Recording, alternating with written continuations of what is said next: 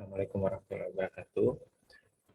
Pada pertemuan kali ini masuk ke pertemuan ke-10, di mana masih membahas lanjutan dari pertemuan sebelumnya, yaitu mengenai demokrasi. Ya. Jadi demokrasi sudah kita bahas di pertemuan sebelumnya, mengenai apa itu demokrasi, asal kata, dan makna-makna yang terkandung di dalamnya. Nah, pada hari ini kita akan membahas mengenai bentuk-bentuk dari demokrasi. Langsung saja saya share mengenai PowerPoint mengenai pertemuan kita pada hari ini, yakni demokrasi.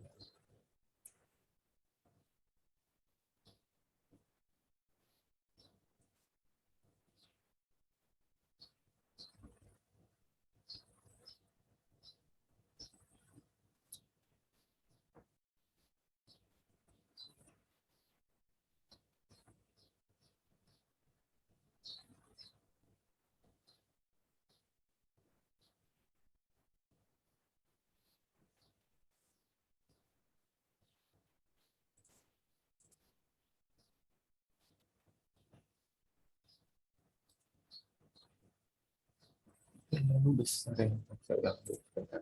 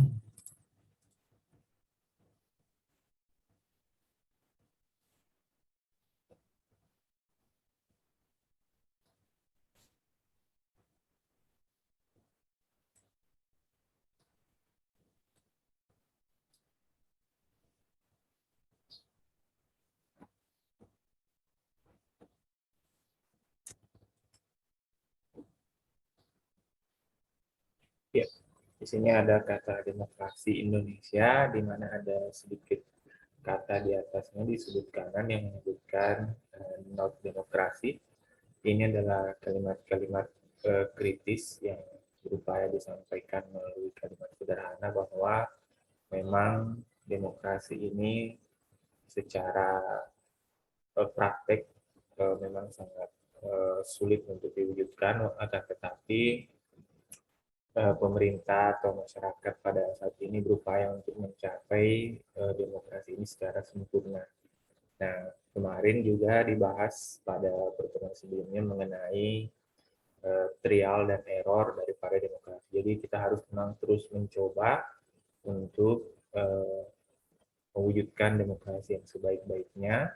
Jika dimaknai dari kata demos ini adalah rakyat dan kreasi ini adalah pemerintahan, maka itu memang harusnya dijalankannya pemerintahan di Indonesia ini sebesar-besarnya untuk masyarakat, diwujudkan untuk mensejahterakan masyarakat, atau yang lebih simpel yang kadang kita sering ucapkan atau dengarkan di tengah-tengah masyarakat, yakni demokrasi ini dari rakyat, oleh rakyat, dan untuk rakyat. Jadi seperti itu secara simpelnya demokrasi ya. Memang harus membutuhkan waktu yang panjang untuk mencapai kata ideal bagi demokrasi ini. Nah, kalau belajar dari negara-negara yang sudah maju saat ini, mungkin seperti Jepang yang sudah maju secara teknologi, kebudayaan, adat, dan sebagainya. Nah, mereka memang membutuhkan waktu yang cukup lama untuk mencapai apa yang mereka sudah tanamkan di tengah-tengah masyarakat saat ini, yakni memang mencapai waktu sekitar 100 tahun dari masa kemerdekaannya. Jadi ya kalau Indonesia membutuhkan juga waktu 100 tahun, tentu waktu yang cukup lama, akan tetapi memang ahli memiliki salah satu pendapat yang dibahas sebelumnya bahwa memang kita harus terus mencoba untuk bisa mewujudkan demokrasi yang ideal ini. Kemudian ada makna demokrasi selanjutnya yang saya kutip, demokrasi itu adalah bentuk pemerintahan yang semua warga negaranya memiliki hak setara dalam pengambilan keputusan yang dapat mengubah hidup mereka. Jadi kembali lagi, demokrasi itu adalah kesetaraan, tidak ada perlakuan khusus, tidak ada hak istimewa untuk kalangan tertentu. Jadi bahkan satu masyarakat pun tidak boleh haknya itu dilanggar, tidak boleh hak-haknya itu diabaikan oleh negara. Tidaknya seperti itu. Maka demokrasi yang idealnya yang harus dijalankan di negara-negara yang menganut uh, sistem demokrasi. Ya, demokrasi is freedom to elect or win dictators. Jadi kita dapat memilih untuk apakah memilih pemimpin yang demokratis ataupun menghindari kepemimpinan yang diktator. Jadi di apakah negara yang menganut sistem demokrasi tidak bisa menciptakan pemimpin-pemimpin yang diktator, ya harusnya memang seperti itu karena masyarakat atau semua warga negaranya memiliki hak untuk memilih pemimpin terbaik, ya salah satunya itu adalah bentuk dari demokrasi itu sendiri. Selanjutnya di sini ada dua bentuk demokrasi yang dibahas pada pertemuan kali ini. Yang pertama itu bentuk demokrasi modern, dan kedua adalah bentuk demokrasi berdasarkan penyaluran kehendak rakyat. Jadi ada dua bentuk demokrasi yang dibahas. Yang pertama modern, dan bagaimana bentuk demokrasi itu berdasarkan tata cara penyaluran aspirasi, penyaluran kehendak, penyaluran saran dan kritik dari masyarakat dari daerah atau negara tersebut. Nah, kemudian yang pertama di sini demokrasi modern, yakni demokrasi sistem parlementer. Dalam sistem parlementer, hubungan antara eksekutif, pemerintah, dan badan legislatif, badan perwakilan rakyat sangat erat. Kekuasaan eksekutif diserahkan kepada suatu badan, yaitu kabinet atau dewan dan atau menteri, ya. Jadi ini juga ada keterkaitan dengan pertemuan sebelumnya, bahkan masuk pada salah satu soal ujian tengah semester mengenai pembagian kekuasaan. Jadi ada eksekutif dan ada legislatif. Nah, kalau menurut sistem trias politika Montesquieu, oleh Montesquieu itu ya ada yudikatif juga. Jadi ada pembagian kekuasaan, ada yang berfungsi sebagai pembuat aturan, pembuat regulasi, pembuat undang-undang. Kemudian ada yang berfungsi untuk melaksanakan aturan, regulasi, dan undang-undang tersebut. Nah, jika ditambahkan satu, yakni yudikatif, ini yang berperan untuk mengawasi apakah pelaksanaan undang-undang, pelaksanaan aturan-aturan, ataupun regulasi yang telah dibuat oleh legislatif. Kalau kita di Indonesia ya DPR, kalau di tingkat provinsi DPRD, kabupaten juga DPRD. Nah, kemudian ada lembaga yang di bawah Mahkamah Agung yang termasuk kejaksaan, pengadilan, yang mengawasi apakah pelaksanaan aturan ini sudah sesuai dengan aturan yang berlaku, apakah tidak melanggar, apakah sudah sesuai dengan yang seharusnya. Ada evaluasi-evaluasi, bahkan ada penerapan sanksi-sanksi ketika memang ada hal-hal yang dilaksanakan yang tidak sesuai dengan aturan yang telah dibuat. Jadi ada pembagian kekuasaan sehingga tidak ada kekuasaan yang absolut atau cenderung menguasai semua sendi-sendi kehidupan di negara tersebut. Jadi ada fungsi penyeimbang di antara pengelolaan pada sistem negara demokrasi. Jadi tidak ada kekuasaan yang absolut bahwa A yang misalnya si A bilang, misalnya presidennya bilang A, tentu ada fungsi-fungsi penyeimbang dari DPR untuk memberikan kritik apakah itu sudah sesuai dengan konstitusi, apakah itu tidak melanggar sumber hukum yang Pancasila. Nah, inilah yang salah satu yang dimaknai dalam demokrasi sistem parlementer. Nah, kemudian demokrasi sistem pemisahan kekuasaan. Dalam sistem pemisahan kekuasaan ini, hubungan antara badan eksekutif, legislatif tidak ada karena terdapat pemisahan. Nah, ini yang tadi juga saya sebutkan secara tegas ya, dipisahkan. Ada yang berfungsi secara legislatif, ada yang berfungsi sebagai eksekutif, dan ada yang berfungsi sebagai yudikatif atau pengawas daripada pelaksanaan pemerintahan ini. Nah, idealnya ya tentu pemisahannya harus tegas, tidak boleh ada di dalamnya semacam istilah yang dalam tanda kutip itu ada kong kali kong. Nah, kalau eksekutif dan legislatif sudah kong kali kong, sudah ada kerjasama yang tidak demokratis, ya tentu akan membawa kepada sistem pemerintahan yang buruk. Jadi ketika ada kerjasama dalam pembuatan undang-undang, di mana ada pemesanan undang-undang misalnya, ada eksekutif yang meminta kepada legislatif untuk dibuatkan aturan seperti ini, yang ternyata ujung-ujungnya nantinya undang-undang atau aturan tersebut hanya menguntungkan mereka secara pribadi atau kelompok-kelompok yang berkuasa saja, tidak cenderung atau tidak berbicara mengenai kekuasaan masyarakat, tidak berbicara mengenai kepentingan masyarakat. Nah, misalnya saya pernah lihat beberapa kasus di tengah-tengah masyarakat, ada semacam budaya ataupun strategi-strategi untuk meraup keuntungan secara pribadi oleh kelompok-kelompok yang berkuasa. Misalnya begini, si pejabat ini punya misalnya tanah di daerah yang tidak terlalu strategis, di daerah-daerah terpencil yang mungkin nilai jualnya tidak tinggi.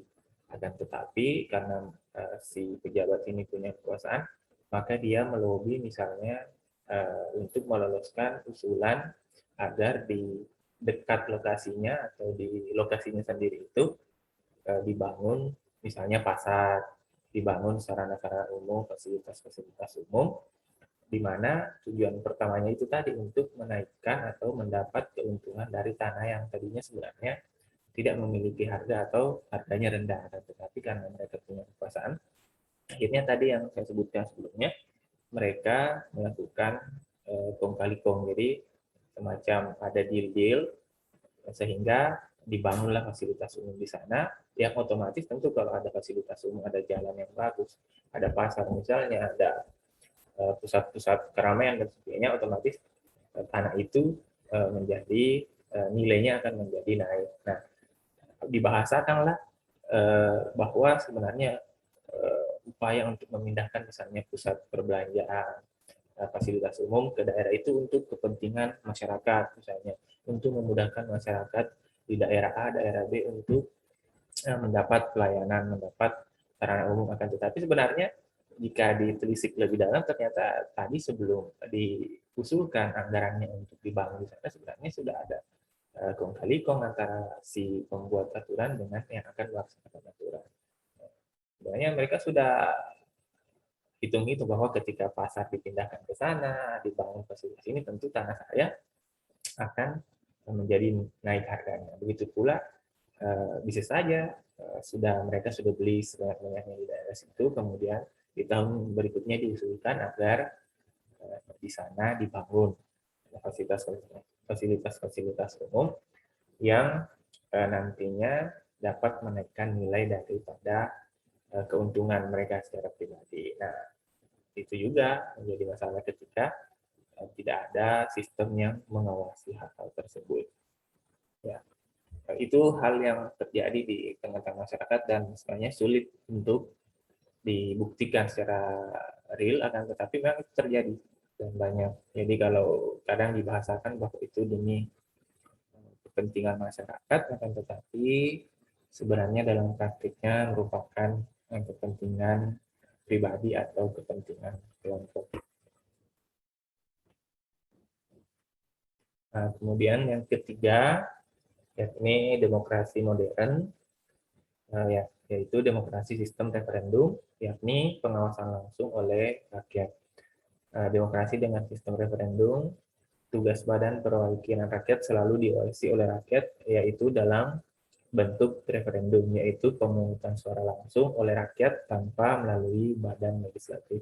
Jadi bukan berarti tidak ada DPR, tidak ada perwakilan, tetap ada perwakilan, akan tetapi saat mengambil keputusan-keputusan yang sensitif, keputusan-keputusan yang besar, itu melibatkan masyarakat secara langsung dengan pemilihan minimal.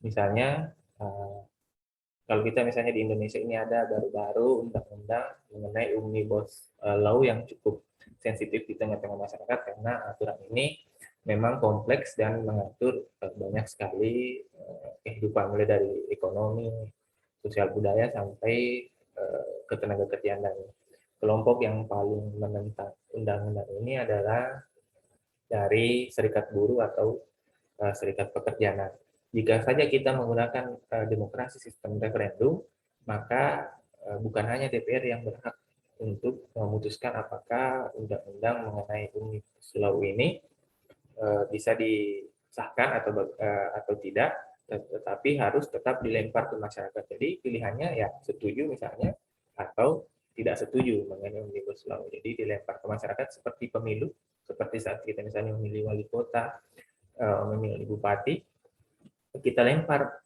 ini omnibus law setelah sosialisasi misalnya, apakah mayoritas masyarakat setuju atau tidak setuju dengan pemberlakuan undang-undang tersebut. Nah, tapi karena kita tidak menganut sistem referendum untuk itu, maka yang berhak memutuskan ya hanya lembaga legislatif atau badan legislatif saja, yakni DPR dengan tentunya dengan pemerintah. Jadi pemerintah mengusulkan, kemudian DPR membuat undang-undangnya dan mengesahkannya. Jadi tidak dilempar ke masyarakat, walaupun sebenarnya ada ruang bagi masyarakat untuk mengkritisi undang-undang tersebut, tentu melalui dengan peninjauan kembali atau judicial review ya, melalui Mahkamah Konstitusi. Nanti di sana disidangkan apakah tetap berjalan undang-undangnya atau batal, atau ada mengalami beberapa semacam perubahan-perubahan pasal per pasalnya, tentu nanti diputuskan melalui Mahkamah Konstitusi. Nah, tapi kalau misalnya kita menganut sistem referendum, maka itu dilempar saja ke masyarakat. Kita adakan pemilihan, apakah masyarakat setuju dan tidak setuju mengenai undang-undang yang akan diberlakukan. Nah, kemudian tema kedua di sini juga membahas bentuk demokrasi berdasarkan penyaluran kehendak dari rakyat. Jadi media penyalurannya di sini yang dibahas, apakah itu secara langsung atau tidak langsung. Jadi ada dua bentuk demokrasi berdasarkan penyaluran kehendak rakyatnya. Yang pertama demokrasi langsung, dan yang kedua demokrasi tidak langsung.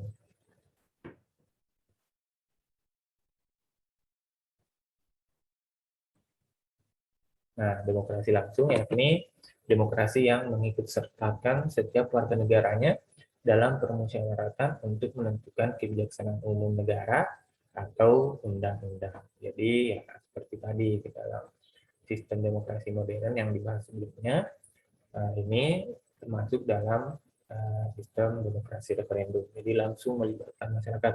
Ada undang-undang yang cukup besar, misalnya pengaruhnya ada kebijakan, ada keputusan yang menyangkut banyak hajat hidup orang banyak, maka masyarakat dilibatkan dalam pengambilan keputusan tersebut, ya dilibatkan secara langsung ya.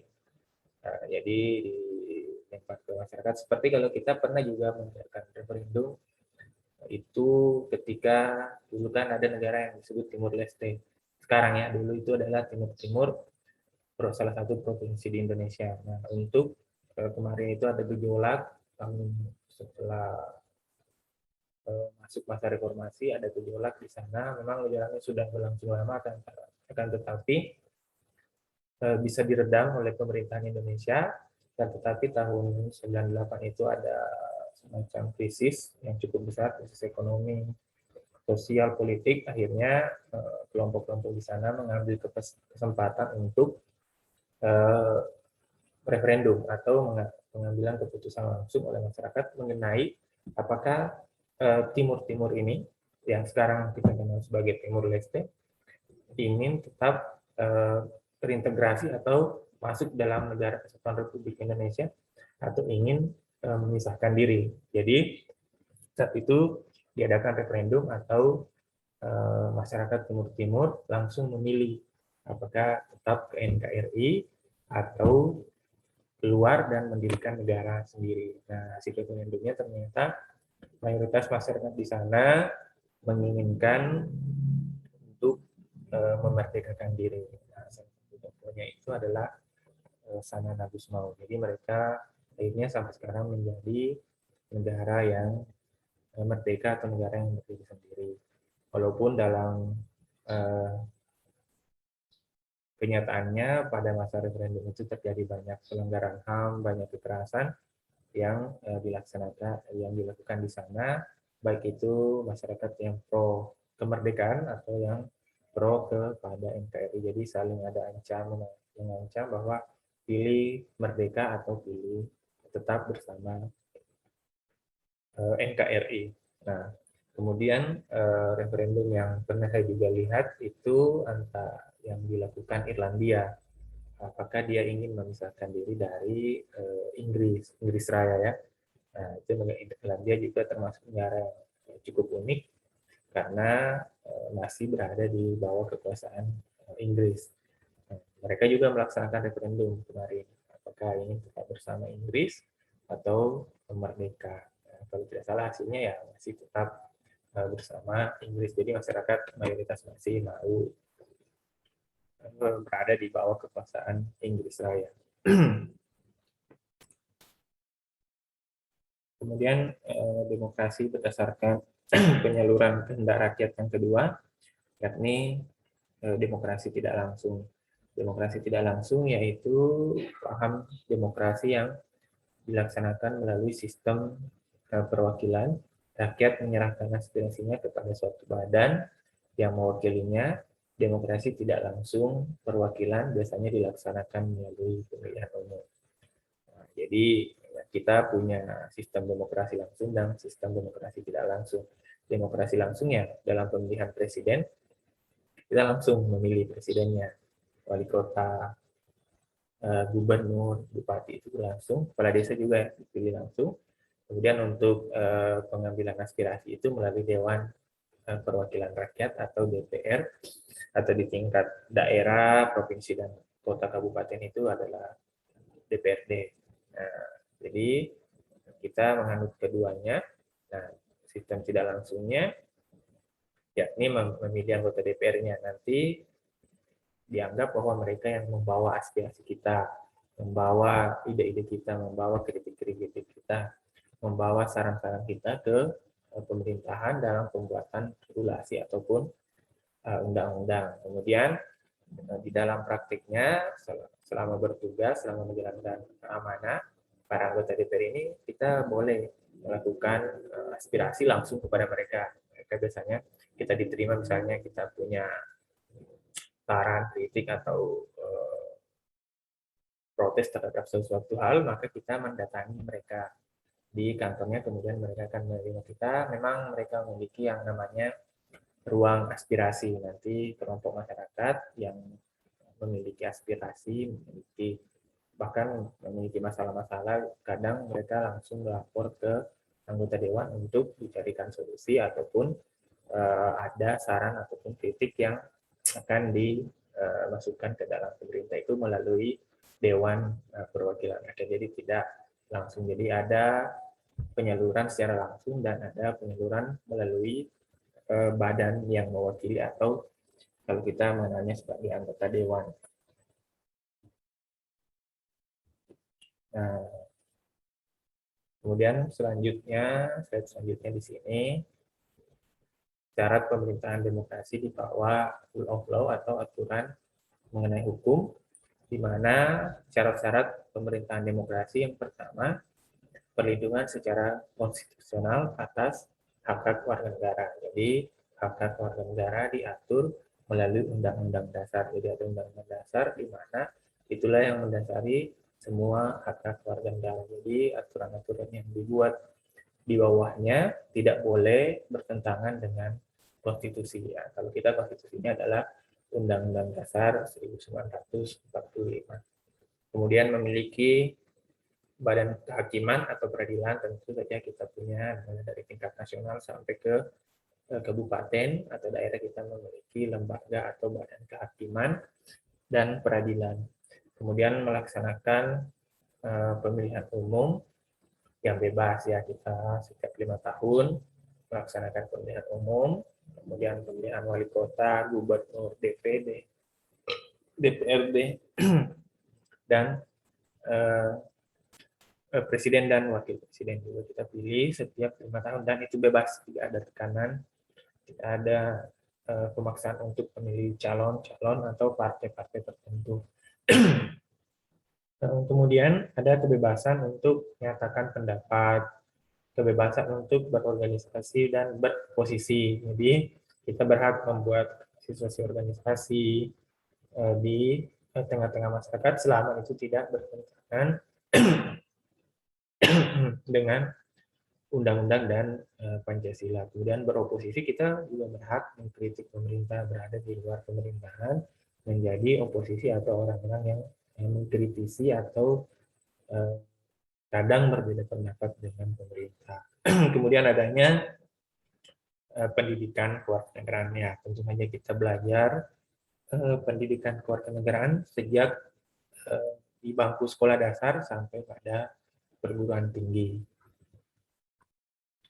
Kemudian kembali kita membahas sedikit mengenai sejarah perkembangan demokrasi di Indonesia, ya, sedikit saja ya. Di sini yang pertama kita pernah mengenal yang namanya demokrasi parlementer, di mana itu dilaksanakan antara tahun 1945 sampai dengan 1959. Jadi kita punya parlemen yang memiliki kuasa kekuasaan yang cukup besar. Jadi setiap pengambilan keputusan walaupun ada presiden tetap diputuskan melalui parlemen, di mana peran parlemen atau saat ini disebut DPR RI sangat besar dalam pengambilan keputusan di masa demokrasi parlementer. Kemudian ada demokrasi terpimpin. Jadi setelah masa demokrasi parlementer ada demokrasi terpimpin ketika peran presiden atau kepala pemerintahan sudah cukup besar dalam pengambilan keputusan, sehingga peran parlemen mulai dikucilkan saat itu, di mana Soekarno sebagai pemimpin tertinggi saat itu mencetuskan demokrasi terpimpin untuk memberi semacam kekuasaan yang cukup besar kepada kepemimpinan presiden. Jadi beralih dari peran legislatif atau peran parlemen yang besar, kemudian dialihkan ke peran presiden atau kepala pemerintahan yang cukup besar. Kemudian masuk ke era kepemimpinan Soeharto, itu selama 32 tahun beliau memerintah. Beliau menyebutnya sebagai demokrasi Pancasila, itu antara tahun 1966 sampai dengan 1998. Jadi demokrasi parlementer hilang, demokrasi terpimpin hilang, kita diarahkan kembali ke demokrasi Pancasila. Jadi semua sistem demokrasi tidak boleh bertentangan dengan Pancasila. Semuanya harus sesuai dengan nilai-nilai Pancasila.